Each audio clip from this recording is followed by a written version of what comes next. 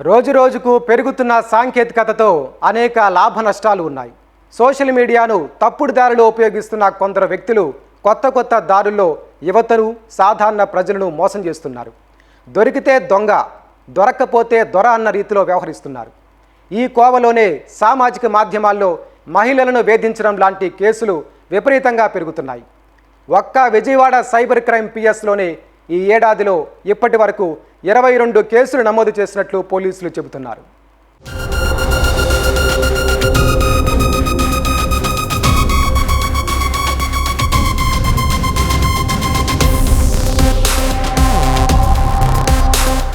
నిజ జీవితంలో మనతో పాటే బస్సులో లేదా ఇతర వాహనాల్లో ప్రయాణిస్తున్న వ్యక్తిని నమ్మాలంటే చాలా ఆలోచిస్తాం. కానీ ఎలాంటి ఆధారాలు లేకుండా మనిషి నిజస్వరూపం తెలియని సోషల్ మీడియాలో మాత్రం డీపీలు చూసి స్నేహితులుగా పరిచయం చేసుకుంటున్నారు. అలా కొద్ది రోజులు చాటింగ్ల ద్వారా స్నేహం చేస్తారు. ఏదైనా కారణాల వల్ల ఇద్దరి మధ్య మనస్పర్ధలు వస్తే అది మాత్రం తర్వాత పగ, ప్రతీకారాలకు దారితీస్తోంది.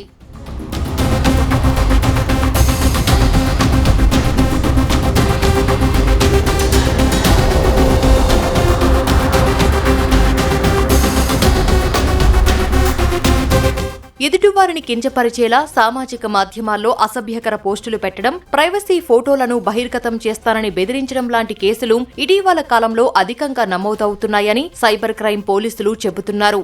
టైం అండి సైబర్ స్టాకింగ్ అనేది తెలిసిన వాడే చేస్తాడు. ఆ దగ్గర కూడాను అందరూ మోస్ట్ ఆఫ్ ద టైమ్ అందరూ తెలిసిన వాళ్ళే. But the victim doesn't know that he's a known person. They will be impersonating the victim. నేను విక్టిమ్ అయితే నన్ను ఇంపర్సనేట్ చేసి నేను పంపించినట్టు they will be sending some obscene messages to others. So ఎవరైతే రిసీవ్ చేసుకున్నారో వాళ్ళు ఏమనుకుంటారు, యాక్చువల్ గా విక్టిమే పంపించాడు అని అనుకుంటారు. But it is not the victim, it is the accused or cyber fraudster who is doing that. Second type లో ఏంటంటే వీళ్ళకే థ్రెటనింగ్ మెసేజెస్, పిక్చర్స్ ఏవైతే న్యూడ్ పిక్చర్స్ నా దగ్గర ఉన్నాయి, మాఫ్డ్ ఇమేజెస్ ఏవైతే ఉన్నాయో అవన్నీ పెడతానని థ్రెటన్ చేయడం. These are the 2 types. Most of the cases ఇవి తెలిసిన వాళ్ళే చేశారు. మాకు వచ్చిన డిటెక్ట్ చేసిన కేసెస్ దాన్ని బట్టి ఎవరో బంధువులు, relatives, in one case relative far distant relatives, in other cases, in some other cases కాలేజీలో చదువుకున్న వాళ్ళైతే వేరే స్టూడెంట్స్ కానీ వేరే అమ్మాయిలు కానీ అలా చేయడం జరుగుతుంది.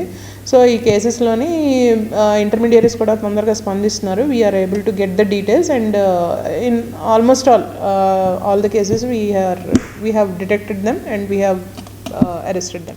సోషల్ మీడియా ద్వారా మహిళలు, చిన్నారులపై లైంగిక వేధింపులు పెరుగుతున్నాయి. దీంతో ఇటీవల సైబర్ బుల్లీయింగ్ కేసులు అధికమయ్యాయి. మారుపేర్లతో తెలిసిన వారే అధికంగా వేధింపులకు పాల్పడుతున్నారని పోలీసుల దర్యాప్తులో బయటపడ్డాయి. చెప్పిన మాట వినడం లేదని కొందరు, ప్రేమించట్లేదని మరికొందరు అలా ఎదుటివారిపై పగ పెంచుకొని ఆన్లైన్ ద్వారా వేధింపులకు పాల్పడుతున్నారు. సైబర్ బుల్లీయింగ్ కేసుల్లోని నిందితులు అధిక శాతం బాధితులకు తెలిసిన వారే ఉంటున్నారని సైబర్ క్రైమ్ పోలీసులు చెబుతున్నారు. ఇద్దరు స్నేహితుల్లా పరిచయమై కొన్ని రోజుల పాటు సఖ్యతగా ఉంటారు. ఇదే సమయంలో ప్రైవసీ ఫోటోలను షేర్ చేసుకుంటారు. ఆ తర్వాత ఏదైనా తేడా వచ్చిందో ఆ ఫోటోలను మార్ఫింగ్ చేసి ఆన్లైన్ లో పోస్టు చేస్తామని బెదిరింపులకు దిగుతారు. వారు పెట్టిన ఆంక్షలు, డిమాండ్లకు లొంగకపోతే ఫోటోలను అసభ్యకరంగా మార్ఫింగ్ చేసి ఇన్స్టా, ఫేస్బుక్ లో పోస్టు చేస్తున్నారు.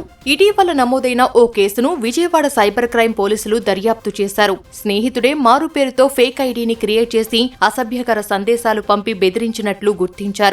ఈ విధంగా ఈ ఏడాది ఇప్పటి వరకు విజయవాడ సైబర్ క్రైమ్ పిఎస్ పరిధిలో 52 ఫిర్యాదులు రాగా 22 కేసులు నమోదు చేసి దర్యాప్తు చేశారు. ఈ తరహా నేరాల్లో నిందితులపై కఠిన చర్యలు తీసుకోవాలని మహిళా సంఘాలు డిమాండ్లు చేస్తున్నాయి.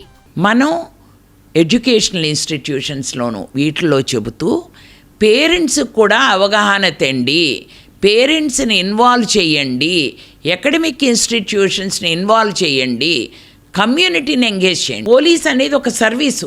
సో వాళ్ళ డ్యూటీ వాళ్ళు నిర్వర్తిస్తున్నారు. కానీ కమ్యూనిటీ ఎంగేజ్మెంట్తో ఇవి జరిగిన రోజునే ఇలాంటివి ఫ్రాడ్లు కానీ క్రైమ్ రేట్ కానీ తగ్గుతుంది. ఇప్పుడు మనం చూస్తున్నాం క్రైమ్ రేట్ ఎంత పెరిగిపోతుంది అసలుకి. మొన్న చూశాను ఎక్కడో రోజుకు 9 మంది పిల్లలకి దాదాపు మనకి అబ్యూస్ జరుగుతోందని ఆంధ్రప్రదేశ్లో. మహిళల మీద నేరాలు పెరుగుతున్నాయి.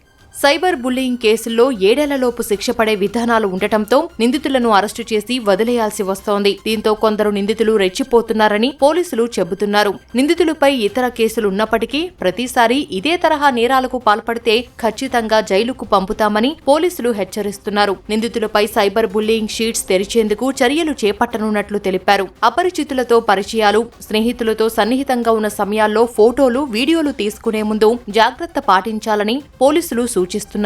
లివింగ్ రిలేషన్లో ఉన్న కొందరు ఫోటోలను భద్రంగా దాచుకుంటున్నారు. ఒకవేళ విడిపోవడం అనే మాట వస్తే ఆ ఫోటోలను మార్ఫింగ్ చేస్తామని బెదిరిస్తున్నారు. ఎదుటి వ్యక్తితో ఏర్పరచుకున్న సంబంధం పెళ్లి వరకు వెళ్లకపోతే ఆవేశంలో గతంలో దిగిన ఫోటోలను సోషల్ మీడియాలో పోస్టు చేస్తున్నారు. దీని ద్వారా ఇద్దరి జీవితాలు ప్రమాదంలో పడుతున్నాయి. ఇలాంటివి జరగకుండా ఉండాలంటే తల్లిదండ్రులే పిల్లల పట్ల సరైన జాగ్రత్త వహించాలని నిపుణులు చెబుతున్నారు. వయసు వస్తూ ఉన్న కొలది తల్లిదండ్రులు ఏం నేర్పాలి అంటే పిల్లలకి నోని యాక్సెప్ట్ చేసేటట్టుగా నేర్పాలి. నేర్పకపోవడం వల్ల ఒకవేళ యుక్త వయసులో గానీ యంగ్ ఏజ్ లో గానీ వాళ్ళు రిలేషన్షిప్ లోకి వెళ్ళి ఉన్నారనుకోండి, లేదా ఇద్దరు ప్రేమించుకుని ఉండొచ్చు, ఏదైనా కొన్ని కారణాల వల్ల కొంతకాలం అయిపోయాక వీళ్ళకి అది పెళ్లి కింద మారకుండా అది బ్రేక్ అయిపోతుంది. ఆ రిలేషన్షిప్ బ్రేక్ అయిపోయినప్పుడు వీళ్ళు అంతకుముందు వీళ్ళ దగ్గర చేసిన ఫోటోలు కానీ అవన్నీ చాలా జాగ్రత్తగా ఉంచుతున్నారు.